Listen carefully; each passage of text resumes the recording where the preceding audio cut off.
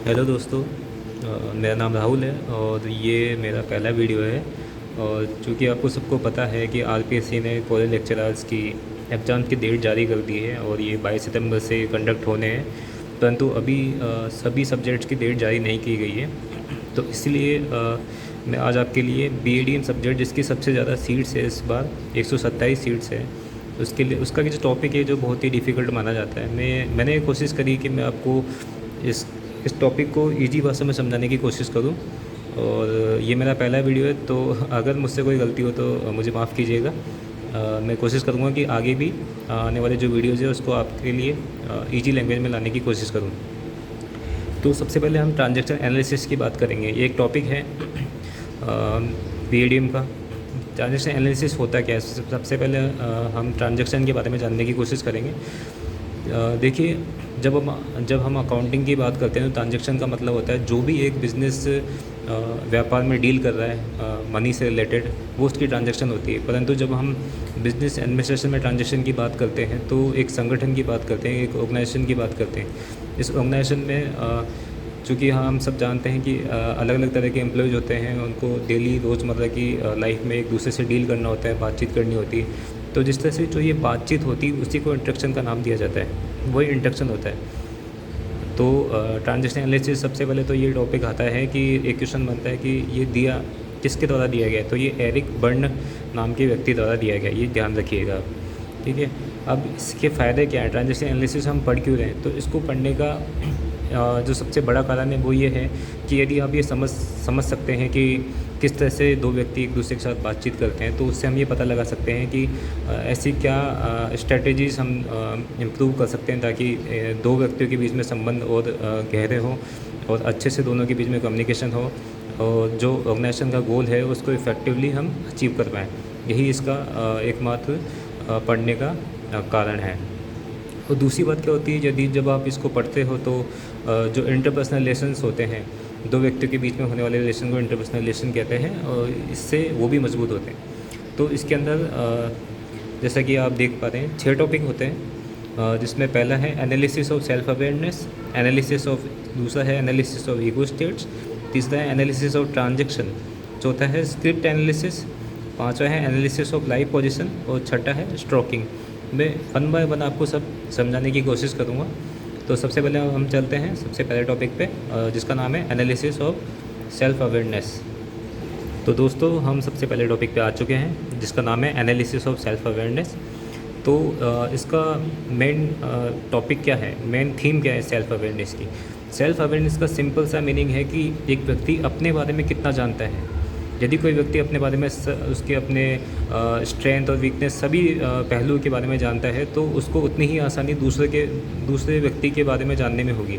यदि कोई व्यक्ति अपने बारे में ही नहीं जानता तो ऐसा हो सकता है कि जो रिलेशन वो दूसरे व्यक्ति के साथ स्थापित करेगा वो उतने इफ़ेक्टिव ना हो।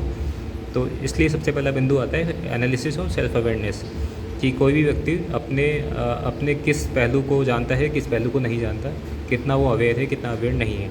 इसीलिए दो व्यक्ति थे, जोसेफ एंड हैरिंगटन, उन्होंने एक मॉडल भी स्थापित किया था जिसका नाम है जोहरी विंडो मॉडल, जो कि आप देख सकते हैं। मैं अपनी हैंड राइटिंग के लिए आपसे माफ़ी चाहता हूँ, पर मैं आगे इसको और इम्प्रूव करने की कोशिश करूँगा।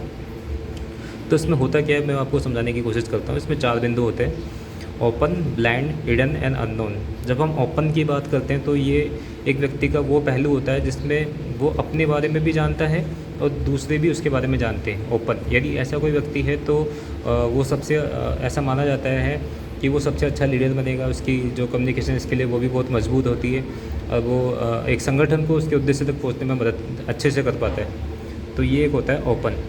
जब हम ब्लाइंड की बात करते हैं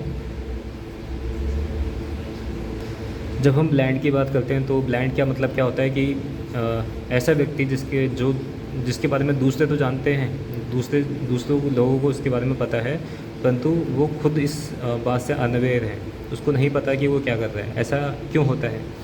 ऐसा इसलिए होता है क्योंकि कई बार आप जाने अनजाने कुछ ऐसी हैबिट्स डेवलप कर लेते हैं, कुछ ऐसे फेमस लोगों की जिनके आप या तो फ़ैन होते हैं या बचपन से उनको फॉलो कर रहे हैं। तो जाने अनजाने आप उन्हीं की हूबहू कॉपी करने लगते हैं, जिसके बारे में आपको तो नहीं पता होता पर दूसरे वो इजीली जज कर पाते हैं। ठीक है, तो ये ब्लाइंड कैटेगरी होती है। इसके बाद अपन हिडन कैटेगरी में आते हैं। हिडन कैटेगरी के लोग वो होते हैं जिनको जिनको जो उनकी भी सूचना होती है, जो भी उनकी इन्फॉर्मेशन होती है, वो खुद के बारे में तो अवेयर होते हैं, परंतु दूसरे कभी उनकी सूचना के बारे में पता नहीं लगा पाते। इस तरह के लोग सीक्रेट रखने में काफ़ी माहिर होते हैं। वो अपने किसी भी पॉइंट को ईज़िली आपके आगे जाहिर नहीं करेंगे, वो अच्छे से सीक्रेट रख सकते हैं। अननोन कैटेगरी के वो लोग होते हैं जिसके जो ना तो खुद के बारे में जानते हैं, ना ही दूसरे लोग उनके बारे में जानते हैं। और इस तरह के लोग बिल्कुल भी इफ़ेक्टिव साबित नहीं होते हैं एक संगठन के लिए। और कोई भी ऑर्गेनाइजेशन ये नहीं चाहेगा इस तरह के एम्प्लॉयज़ को रिक्रूट किया जाए, क्योंकि वो खुल के काम नहीं करेंगे, दूसरे लोगों से अच्छे संबंध स्थापित नहीं करेंगे और एक टीम के रूप में कभी काम नहीं करेंगे। तो ये था अपना analysis of self awareness. I hope आपको समझ में आया होगा। यदि कोई भी डाउट हो तो प्लीज़ आप कमेंट में कमेंट कीजिएगा। और सेकंड टॉपिक आज हम पढ़ेंगे ईगो स्टेट्स। देखिए दोस्तों, अपना सेकंड टॉपिक है ईगो स्टेट। ये बहुत ही आसान टॉपिक है, हालांकि स्टूडेंट्स को इसको समझने में काफ़ी मुश्किल होती है, काफ़ी डिफ़िकल्ट लगता है उनको टॉपिक। ईगो स्टेट आप सिंपल सा ऐसे समझिए कि कोई भी व्यक्ति होता है वो 3 तरह से अपना जब भी वो किसी से बात करता है तो उसकी 3 पर्सनैलिटी जाहिर होती है, एग्जिबिट होती है, उसमें प्रदर्शित होती है। अब वो 3 तरह की पर्सनैलिटी कौन सी होती है? एक तो पेरेंटल, एक एडल्ट, एक चाइल्ड। अब ऐसा क्यों होता है कि तीन ही तरह की पर्सनैलिटी की, इससे ज़्यादा भी तो हो सकती है। तो होता यह है कि जैसे बच्चा जब पैदा होता है तो वो जिस तरह से अपने सोसाइटी में, एनवायरनमेंट में पला बढ़ता है, उसके पेरेंट्स का जो उस पर इन्फ्लुएंस होता है, जो भी वो सीखता है अपने एक्सपीरियंस से, तो ऐसा देखा जाता है कि मूल रूप से 3 तरह की उसकी पर्सनैलिटी स्थापित होती है। एक तो चाइल्ड, जब वो बचपन में जिस तरह से बिहेव करता है वो पर्सनैलिटी। एक जब वो बड़ा होता है, यंग होता है, वो समाज को एक अलग नज़र से देखने लगता है, क्वेश्चन करने लगता है जो भी उसको डाउट होते हैं। एक वो उसकी पर्सनैलिटी होती है। एक पेरेंट्स कैसे होते हैं आप भी जानते हो, जैसे मेरे भी पेरेंट्स हैं, आपके भी पेरेंट्स हैं। पेरेंट्स का रोल क्या होता है? आपका ध्यान रखना, ओवर प्रोटेक्टिव होना और रूल्स के अकॉर्डिंग चलना, किसी भी स्थिति में ज़्यादा लेजी ना होना और हमेशा समय रहते सभी काम को पूरा कर लेना। तो अब हम देखेंगे पेरेंट्स की सब क्या कैरेक्टरिस्टिक होती है। ओवर प्रोटेक्टिव होना, अपराइट होना, रूल्स एंड लॉज को फॉलो करना, जैसा कि मैंने भी आपको बताया। एडल्ट में देखो क्या होता है।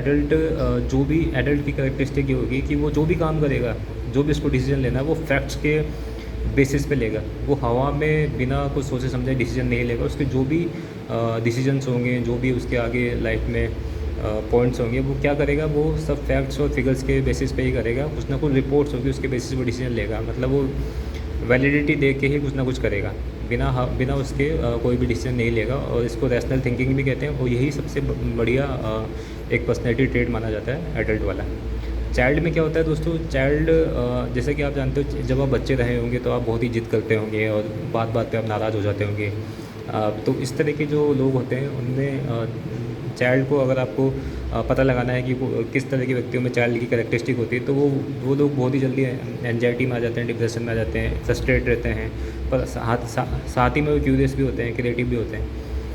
तो आज के लिए इतना ही। बाकी